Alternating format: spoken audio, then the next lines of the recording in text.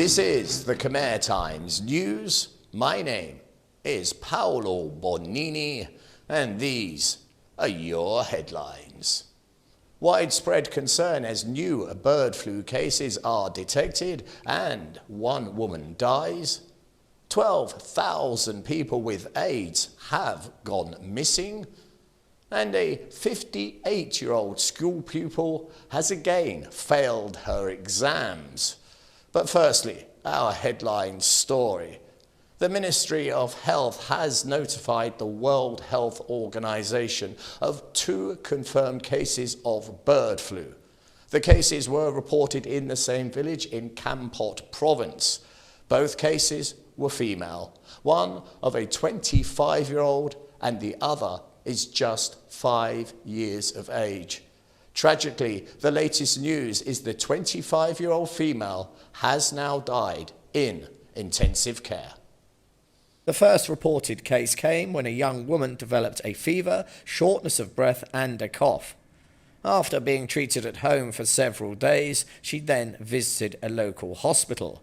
It was there samples were collected and she tested positive for the H5N1 virus. Despite being sent to intensive care, the lady, just 25 years old, has now died. The second case was detected as fears grew in the community. A young girl with a fever and a cough was admitted to a local hospital. As word spread, there had been a breakout of the virus locally. She is just 5 years old and at current is in great danger. An investigation discovered that both victims had been exposed to birds kept in people's backyards, and potentially an opportunity to stop the spread of the virus was missed, as some of the birds had recently been sick and others had died. These birds' deaths went on for an entire month, but nobody sounded the alarm. And this late call to action has claimed 1 life so far and another is hanging in the balance. The H5N1 virus is extremely dangerous. Infections in humans can be devastating and it has a very high mortality rate. And since the virus continues to circulate in poultry in rural areas of Cambodia, the potential for further cases and of deaths is to be expected. And there is even the threat of human-to-human transmission. And what makes that so very, very frightening is the death rate. Of those who contract the virus, a staggering 53% of people die. So the government is now on high alert to make sure no more potential warnings go unheeded. There is a very worrying trend developing, and that is many people with AIDS are avoiding facing up to the stark reality of life with AIDS.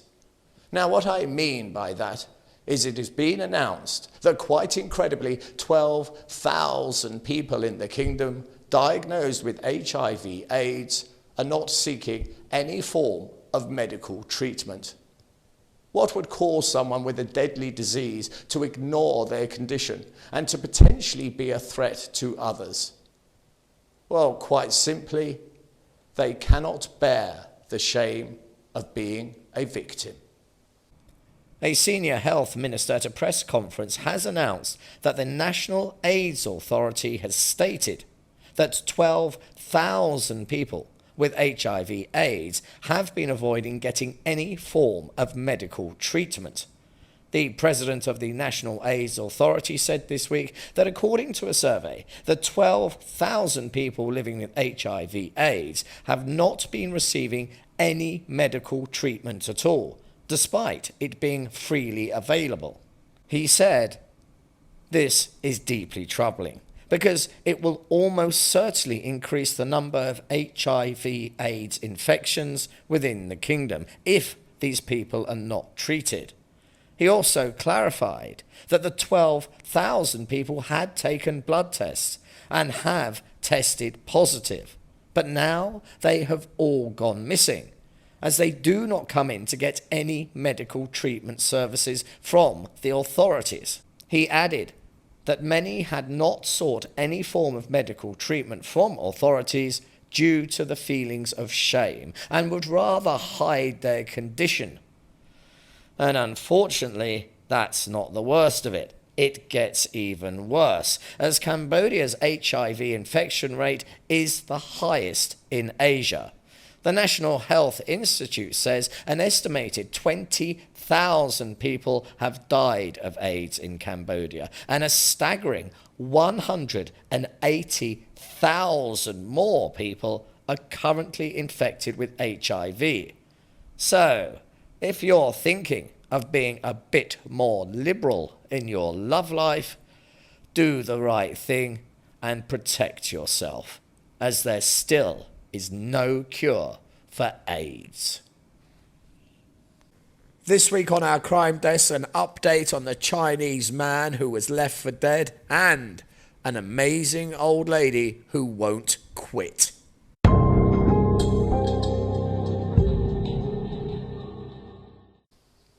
The first story this week is a follow-up on a case that we featured last week.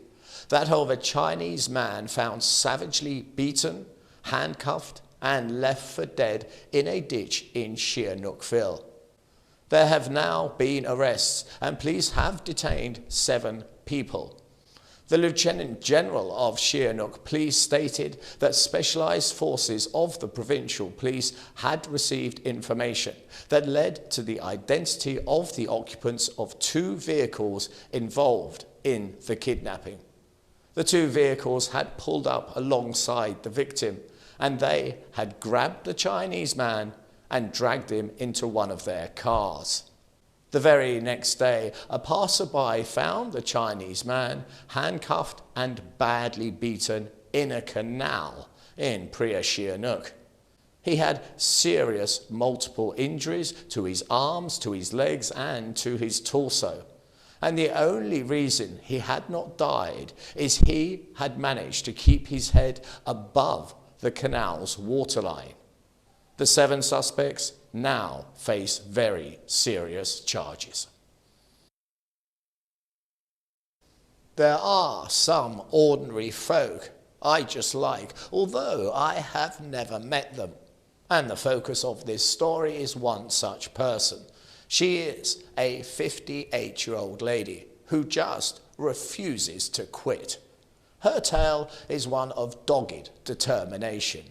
You see, she really wants to pass her school exams. She left school back in 1985, oddly the same year I left school, and I also do not have one qualification to my name, but I honestly do not care. But Mrs. Sinath, she really cares. Her determination to pass her exams even caught the eye of the PM, and in 2022 he gave her 10 million real to help her with her studies. But alas, she has failed yet again. And she fell very wide of the mark, for she failed all of her subjects, only gaining a grade E in geography, which is spooky, as the highest grade I ever got was an E in geography. How weird is that? She said in a statement, "Even though people laugh at me and I am old, I am determined to pass my exams." And she has vowed to return next year. Now I want you to guess, what does she do for a living? Well, she is in fact a teacher, but a primary school teacher. And what finer example could the kids have? A lady who will never quit. Let me tell you a tale of what once was. I have lived here for 16 years, and back in the day here in Siem Reap, we were blighted by power cuts. It was almost a daily occurrence. And a long time ago, one summer, it got real bad, as a truck crashed and took out a single electric power line, and that cut all electricity to the entire city for 5 long days. It was furnace hot, and nobody got a good night's sleep for nearly a week. People walked around looking like the living dead. You have no idea how addicted we all are to electricity, and to ensure the kingdom's never-ending thirst for power is quenched, a new hydro power plant is to be built right here in the kingdom. The Upper Tatai hydro power station will increase the reliable source of clean energy for Cambodia. With a design capacity of 150 megawatts, the project is expected to generate an amazing 527 million kilowatt hours of electricity per year when it is fully operational. So to put that into some form of perspective for you, 1 single kilowatt is enough power to run a television for over 10 hours. And this dam aims to produce over 500 million kilowatts every single year. And that is well over 1 million kilowatts each and every day.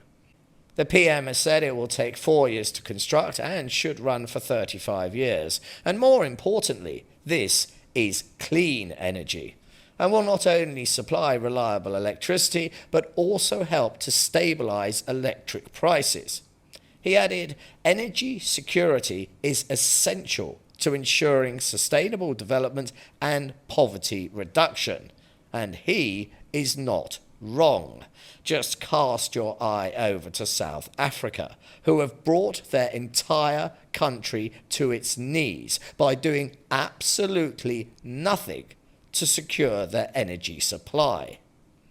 South Africa at current is quite simply falling apart, as it now has no way of supplying the nation with electricity. And do you want to know how bad that is? Well, the Central Bank of South Africa has estimated the nation is losing $51 million. Now that's not per year, it's not per month, it's not even per week. They are losing $52 million in lost productivity every single day. And that, I think, amplifies why this power plant makes a whole load of sense. It's time to have a look ahead and see what the weather has in store for us next week. I went a-wandering this week to do some filming work of temples, and I was battered by rain. The rainy season is not over, and our weather chart shows us exactly the same thing. There is sporadic rain, there's sunshine, there's clouds. We have a smorgasbord of all sorts of weather. So it is a wise man indeed who carries an umbrella.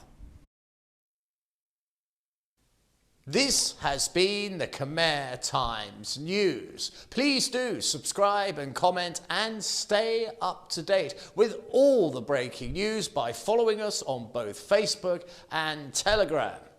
This has been Paolo Bonini, and that was the week that was. I'll see you next weekend for your weekly Roundup.